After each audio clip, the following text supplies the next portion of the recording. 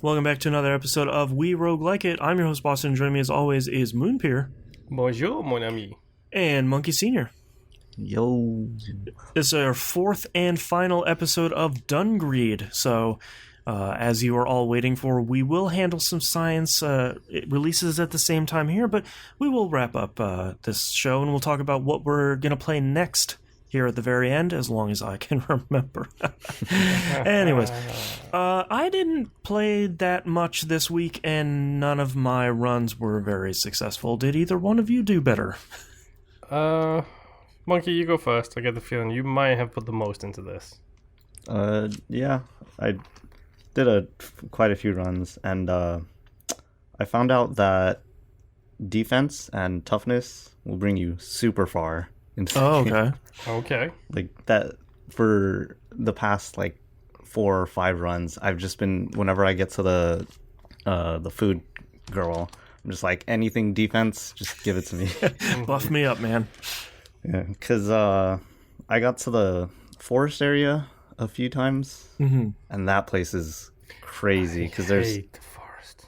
there's enemies that shoot rockets that go through walls. Oh, so great. It just keeps it homing rockets, I should say. So they just follow you everywhere. Oh. And then some of the enemies have electrical attacks that if you get enough debuffs built up, your defense reduces to 0. So Oh, no. Yep. that's But yeah, I got to the forest a few times and I beat that boss twice.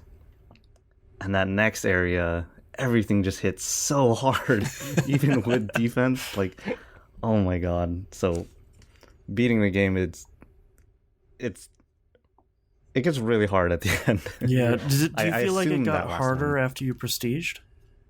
No, actually, I think it was about the same. Okay. So no, it wasn't like, welcome to run 2, and now everything's terrible. Yeah. Yeah. Yeah.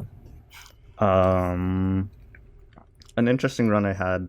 I didn't get that far, but my equipment was really interesting. So I started off with a full bless, and it gave me a legendary katana. Mm-hmm. I was like, "Ooh, this is cool. I'm gonna probably use this through the whole run." And then the first item I get is a grenade. That's an offhand weapon. And katanas are 2 hands, so I was like, "Oh, okay, whatever. I can't use this." And then my second item was a spatula. Yep. Which fires little globs of food at people. I was just like, It's a ranged weapon. It's a ranged weapon. Hilarious. One-handed, so I was using the spatula and the grenade. I'm just like, screw this katana, even though it's so much better. Yeah. I have to use the spatula and grenade. That's great. That grenade can actually be super powerful as well. You tie that up with a decent handgun, and stuff just falls in front of you. You're just like, haha, Yeah. pew pew, bang bang, pew pew, bang bang. John Rambo it up. Yes. But yeah, those are my runs. Oh, I took probably about 8 runs this week, and every single one of them was absolute trash. Yep. Every single one of them. I mean, I didn't even get any fun combinations. I ended up with a hodgepodge of different items, so I couldn't go for one specific build or anything like that. Just the worst of the worst. So frustrating because it's like you get the fire one thing, and then you get the magnifying glass. You're like, now it's a run. 2 items and it's a run. You get the stupid tiger fist and the sandbag, and you're like, now I'm on a run. Yeah. And now it's like, oh, okay. Here is a handgun, and then an assassin's dagger is your offhand weapon. So you've got to be ranged and close at the same time. Here is a short sword, but then a absolutely horrendous set of trinkets that don't do anything for your actual build. It's like, great. So basically, it's just useless. It's 100% just useless right now. So that's always great. I still haven't seen that stupid item that you talked about, Monkey, the blood of the martyrdom or whatever it's called. Still never seen that, which is something I desperately want to encounter at some point soon. I think the furthest I got on 2 of the runs was the stupid lizard bosses, who, generally speaking, out of all the bosses that came before them, the lizard boss is easy. Yeah. but he still trashed me. Like, That's how bad your run was? yeah, like you compare I think the hardest boss at the early point of the game is that stupid ice lady. Ice Queen. Like, she is so hard compared to like everybody else because you've got to be aware of so much stuff coming across the screen in different directions. The lizard boss, you just jump around him and keep swinging, generally speaking, and you're usually pretty okay. But yeah, this stupid lizard boss trashed me like twice, and after a while I was just like, you know what, I'm just gonna hit this cross in the top right corner.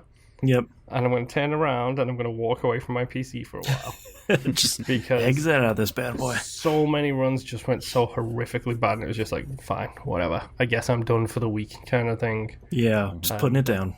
Yeah. I did get up to my level cap, and I was debating prestiging. And then I thought, oh, I'll do one more run and see how it goes before I prestige. And that's when I was like, nope, I'm done. Tap, tap, tap. Right. I'm good. I'm going away right now. Yeah. All right, any last thoughts here about Dungreed before we announce the next game? I mean, is it here or is it in science? We asked the question. It's in science. Okay. Yeah. The scientists will answer the tough questions. We're here to just talk about our experiences. Okay. Yeah. We don't have white coats. We can't. We're not properly licensed. True. Yeah. I mean, I don't know where I stand on this game. Right? Like, I haven't played it for 4 weeks. I honestly don't know.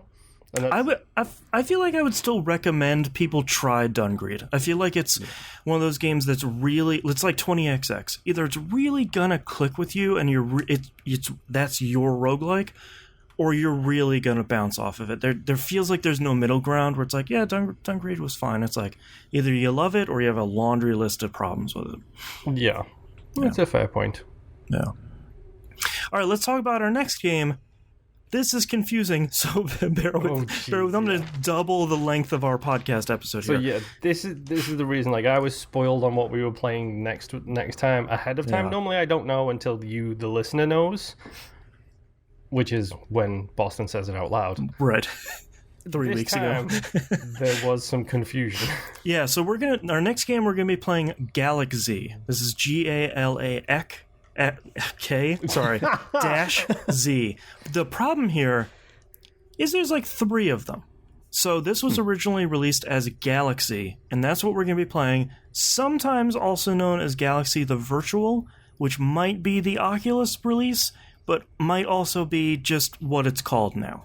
Mm-hmm. What we are definitely Galaxy, not playing is we're not going to be playing Galaxy Variant S. That's the mobile and Switch version. That's a different game, and that has a lot of microtransactions and stuff that we just don't want to get into. So we're going to be playing PS4 and PC release Galaxy, and I am praying that all 3 of us pick the right version. So it's not like, how do you like, guys, like collecting all this stuff? And it's like, oh no, that's the wrong one. So next 4 weeks, we're going to be playing Galaxy.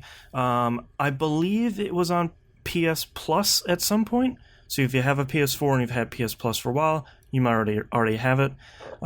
If you're Moonpeer, you're lucky, and the library you're sharing friend already has it. So Yep, I got mine from the Store of Tea. Yes, T-Bomb Rocks' Steam store. Okay, so we're going to be playing Galaxy, some title for the next 4 weeks. Don't say some title. Galaxy the Virtual / Void / something. Get the regular Galaxy came out in 2015. Mm-hmm. And that's our episode. We'll see you next run. Bye. Bye.